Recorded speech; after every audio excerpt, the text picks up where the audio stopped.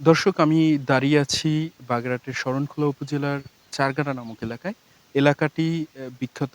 এই অঞ্চলে যত শাকসবজি অ্যা যায়, এখানে প্রায় ১২ মাসই এখানে যারা রয়েছেন শাকসবজি চাষ করে থাকেন। এবং এরা এইখান থেকে এই অঞ্চলের শাকসবজির প্রায় ৭০ থেকে ৮০% এলাকার যে চাহিদা সেটা পূরণ হয়। কিন্তু সবথেকে বড় বাধা বা বিপত্তি হলো এই এলাকার মানুষের পানি এবং যাতায়াত ব্যবস্থা। আমি যে পোলটিতে দাঁড়িয়ে আছি, পোলটি একদম নড়বড়ে অবস্থা। যেকোনো সময় দুর্ঘটনা হতে পারে এবং দুর্ঘটনার ফলাফলস্বরূপ যে কেউ আহত হতে পারে। যদিও সেটি প্রত্যাশিত নয়।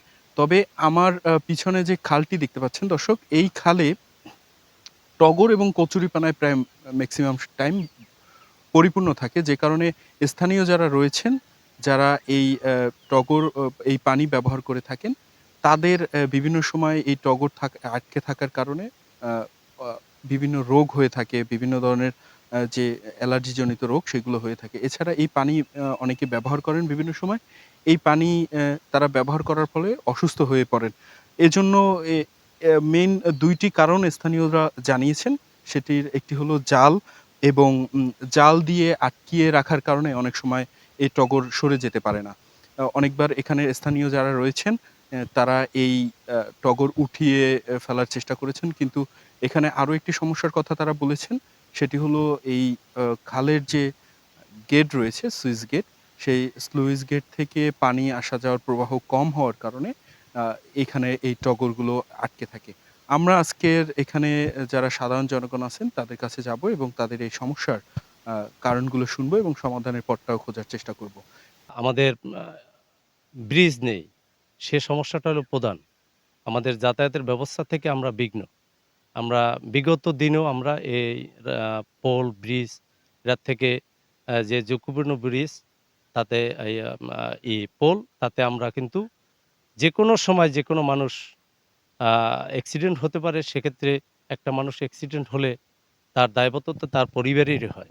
আমাদের তাদের কাছে যেতে হয়। এরকম সমস্যায় যেন আমরা না পড়ি। আমাদের এলাকার লোকজন যেন সেই আ বিপদ থেকে মুক্ত পায় এবং যাতায়াতের যে রাস্তার ব্যবস্থা সেটা আমাদের আ খুবই আ খারাপ। সেটা বাস্তবতায় দেখলে আপনারা বুঝবেন। তো সেক্ষেত্রে এটার উপায় থেকে এটার কারণ হচ্ছে আমাদের দ্বীপচর হলো শরণখোলার প্রধান কৃষির এখানে উৎপাদন বেশি হয়।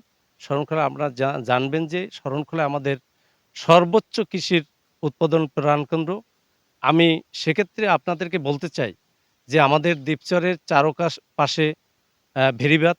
সেই ভেড়িবাঁধে আমি থানা নির্বাহী কর্মকর্তা আগে আ আমি এটা বলেছিলাম, দরখাস্তও দিয়েছিলাম এবং কৃষি কর্মকর্তাকে আমি দরখাস্ত দিয়েছিলাম যে আমাদের এই না নাস পানি নিষ্কাশনের জন্য আমাদের এই সুব্যবস্থাটুকু আপনি করেন।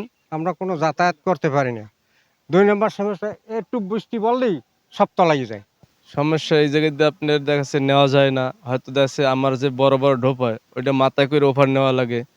তারপরে এই যে পোল তো ভাঙ্গা। দেখা যাচ্ছে ওখান দিয়ে উড়াইতে ভয় করে। দেখা যাচ্ছে গাড়ি এমন আছে নিচে পড়ে গেলে তো আমার সমস্যা হইবে। গাড়িওয়ালার সমস্যা হইবে, আমার সমস্যা, শাগের সমস্যা হইবে। এইজন্য এই জায়গায় দিয়ে এই জায়গায় দিয়ে আপনার ওফার পাড়াই মাথা করে নিয়ে তারপর ওফার দিয়ে আমি গাড়িতে যাই। কিন্তু এপার থেকে যাওয়া যায় না আরকি। এই যে রাস্তা ভালো না, পোল ভালো না। আমাগো অনেক ধরনের সমস্যা হয়। যেমন এগুলো উঠাইলে পানিটা অপরিষ্কার হয়, গোসলাদি করতে পারে এবং করতে পারে, ব্যবহারও করে অনেক সময় খাবার জন্য। এই কচুরিপানা থাকলে কি সমস্যা? সমস্যা আকছার চুলকানি হয় ঘা দিয়া। জমনের মতন চুলকানি হয়। এই পানি কি আপনারা ব্যবহার করেন? অনেক সময় করা লাগে। সাপ্লাই পথ নষ্ট থাকলে ব্যবহার করার দরকার হয় আমাদের। দর্শক, যেমনটা শুনছিলেন আসলে কৃষক বাঁচলে দেশ বাঁচবে। কৃষক বাঁচলে আমরা যারা রয়েছি সাধারণ জনগণ আমরা বাঁচবো। কৃষকরা যদি আ ন্যায্য মূল্যে ফলাফল বা এই ফলন বিক্রি করতে পারেন শাকসবজি, সেক্ষেত্রে এই যে স্থানীয় পর্যায়ে যে সকল ভোক্তা রয়েছেন তাদের আ খরচও কমে যাবে অনেকটা। এমনটাই বলেছিলেন। দর্শক, আমি দাঁড়িয়ে আছি এই মুহূর্তে আপনাদের যেমনটা বলেছিলাম যে এটিকে বলা হয় যে বাগেরহাট শরণখোলার শাকসবজির জন্য রাজধানী বলা হয়। কারণ এখান থেকে প্রায় ৭০ থেকে ৮০% এই শরণখোলা উপজেলার যে শাকসবজির চাহিদা সেটি সেই ঘাটতি পূরণ হয়। আর সেই জায়গার মানুষগুলোই সবথেকে বেশি অবহেলিত। বিভিন্ন সময় এই জায়গায় একটু কোনোরকম পানি বা বৃষ্টি হলেই জলাবদ্ধতা তৈরি হয় এবং এই জলাবদ্ধতার কারণে ফসল নষ্ট হয়। আপনারা আমার পিছনে ইতিমধ্যে দেখেছেন যে উঁচু ভিত করে তারপর সেখানে শাকসবজি চাষ করছে। এর একমাত্র কারণ হলো বৃষ্টির সময় জলাবদ্ধতা তৈরি হয়। মাঠ এখন কিছুটা ফাঁকা থাকলেও সেটির অন্যতম প্রধান কারণ হলো যে এটিতে এখন আসলে জলাবদ্ধতা তৈরি হয়েছে যেহেতু বৃষ্টির সিজন। এছাড়া পানি একবার জমে গেলে সেগুলো সরানোর ক্ষেত্রেও সমস্যা হচ্ছে। এখানকার স্থানীয়দের দাবি যদি এই সমস্যার সমাধান করা যায়, যোগাযোগ ব্যবস্থার সমস্যার সমাধান করা যায় তাহলে সেক্ষেত্রে অনেকটা সফলতার মুখ দেখবে এই অঞ্চলটি। এই অঞ্চলটি পুরো একটি খাল দ্বারা বেষ্টিত। সেক্ষেত্রে যারা এখানকার শিক্ষিত শিক্ষার সাথে নিয়োজিত রয়েছেন বা স্কুলে লেখাপড়া করেন, তারা ঠিক করে স্কুলে যেতে পারছেন না। এখনো সেই ৯০ দশকের আগে যেরকম বাচ্চারা বা শিক্ষার্থীরা যেভাবে কাদা ভেঙে তারপর স্কুলে যেতেন, ঠিক সেইভাবে এখনো এখানে যেতে হচ্ছে। আপনি এই জায়গাটি আসলে আসলে বোঝা যায় যে জায়গাটি আসলে কতখানি পিছিয়ে পড়া। স্থানীয় যারা প্রতিনিধি রয়েছেন এবং আ আ যারা উপজেলা প্রশাসনে রয়েছেন তাদের সাথে স্থানীয় যারা রয়েছেন তারা একাধিকবার যোগাযোগ করেছেন এবং চেষ্টা করেছেন এই সমস্যার সমাধানের জন্য। তবে তেমন কোনো বড় সমাধান পায়নি এখন পর্যন্ত এই দ্বীপচরবাসী। এবং এই প্রতিবেদনের মাধ্যমে তারা আশা করছেন ঊর্ধ্বতন মহল এটি দেখবেন এবং এটি নজরে এনে কৃষকের কথা ভেবে এটি নজরে এনে একটি সুব্যবস্থা নিবেন যোগাযোগের জন্য।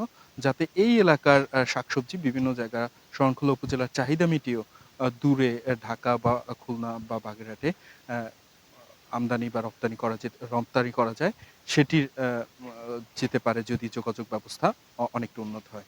এই ছিল দর্শক বাগেরহাটের শরণখোলা থেকে আমার কাছে এই দ্বীপচরবাসীর যে দুর্ভোগ বা বেহাল অবস্থা যাতায়াতের সেটি নিয়ে শেষ খবর। জাহিদ হিমেল, এনটিভি, বাগেরহাট।